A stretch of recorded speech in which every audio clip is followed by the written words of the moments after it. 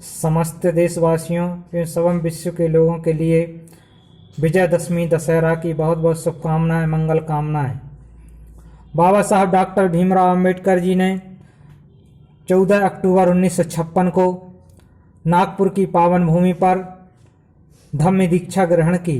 उन्होंने अनेक वर्षों के निरंतर संघर्ष के बाद उन्होंने यह निर्णय लिया कि मैं जिस व्यवस्था में जी रहा हूँ उस व्यवस्था में मुझे और इतने पढ़ने लिखने के बाद सम्मान प्राप्त नहीं है। तो उन्होंने बुद्ध एवं उनके धम्म, जो बुद्ध का जो धम्म है उसे स्वीकार करने का निर्णय लिया और बाबा साहब डॉक्टर भीमराव अंबेडकर ने नागपुर की पावन भूमि पर 14 अक्टूबर 1956 को धम्म दीक्षा ली। तो आज हम विजयदशमी दशहरा जो मनाते हैं वह बुद्ध धम्म का जो त्यौहार है। बुद्ध धम्म का त्यौहार इसलिए है क्योंकि सम्राट अशोक ने कलिंग पर 10वीं विजय प्राप्त की थी और उसके बाद उनका हृदय परिवर्तन हुआ था और हृदय परिवर्तन के उपलक्ष्य में उन्होंने जो उत्सव मनाया उसे विजयदशमी के उत्सव के रूप में मनाया उनने।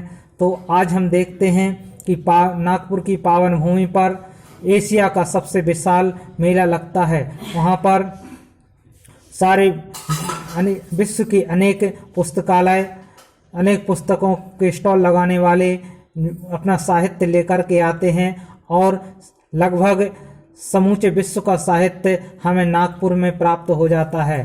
तो हम अगर वास्तव में बाबा साहब डॉक्टर भीमराव अंबेडकर द्वारा बताए हुए विजयदशमी दशहरा के अवसर पर हमें जो मार्ग दिया, उन्होंने धम्म का मार्ग दिखलाया, तो आज हमें सदियों से जो हम दबे कुचले वंचितों का जीवन जी रहे थे और हमें सम्मान का जीवन प्राप्त नहीं हो रहा था, तो आज अगर हमें सम्मान का जीवन प्राप्त करना है तो हमें बाबा साहब डॉक्टर भीमराव अंबेडकर द्वारा बताए हुए मार्ग पर चलना होगा और जो बुद्ध और उनका धम्म है हमें उसको स्वीकार करना होगा। जिस समय बाबा साहब डॉक्टर भीमराव अंबेडकर के ऊपर निगाहें लगी हुई थीं कि बाबा साहब डॉक्टर भीमराव अंबेडकर किस धर्म को स्वीकार करेंगे, उस समय बाबा साहब डॉक्टर भीमराव अंबेडकर जी ने यह निर्णय लिया कि मैं उस धर्म को स्वीकार करूंगा कि हमारा देश किसी अन्य व्यवस्था के सामने ना झुके। इसलिए मैं अपने ही देश के धम्म,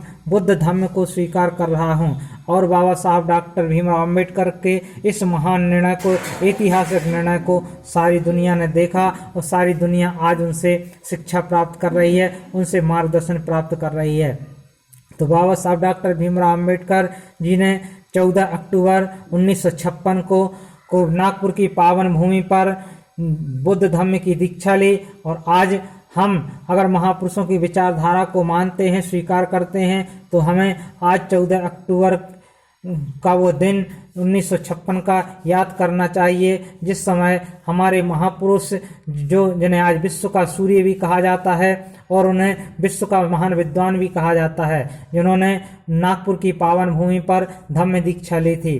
तो धम्म दीक्षा से जीवन में वो परिवर्तन होता है जिससे मानव जाति में सम्मान की जिंदगी जीने का अवसर प्राप्त होता है। तो हम बाबा साहब डॉक्टर भीमराव अंबेडकर जी के द्वारा बताए हुए मार्ग पर चलें और हम अपने देश में रहते हुए अपने राष्ट्र के निर्माण में भागीदार बने। हम अपने राष्ट्र के निर्माण में भागीदार तभी कहलाएंगे जो हमें तथागत बुद्ध ने हमने देश ही नहीं सारे विश्व के लिए अहिंसा का जो मार्ग दिया और अहिंसा के मार्ग के द्वारा ही आज हमारे भारत देश की जो छवि सारे विश्व में प्रशंसनीय है। तो आज बुद्ध के द्वारा बताए हुए शांति अहिंसा के मार्ग को हमें स्वीकार करना चाहिए और बाबा साहब द्वारा दिखाए हुए रास्ते पर चलने का हमें प्रयास करना चाहिए। तो हम बाबा साहब डॉक्टर भीमराव अंबेडकर जी द्वारा दिखाए हुए हमें उस मार्ग को प्राप्त करना चाहिए। हमें ना ही किसी वर्ग विशेष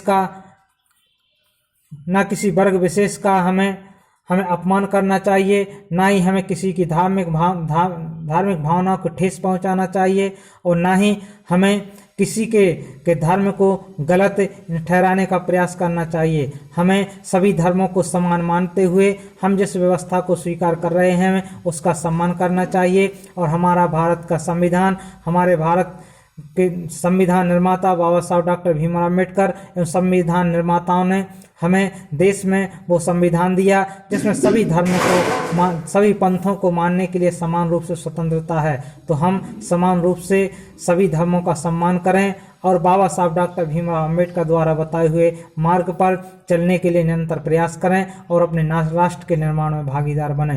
इन्हीं शब्दों के साथ वाणी को विराम। एक बार फिर सभी देशवासियों के लिए, सभी विश्व की मानव जाति के लिए विजयदशमी दशहरा की इस शुभकामनाएं, बहुत बहुत मंगल कामनाएं। जय भीम, जय भारत, जय संविधान, वंदे मातरम, जय भीम, नमो बुद्धाय।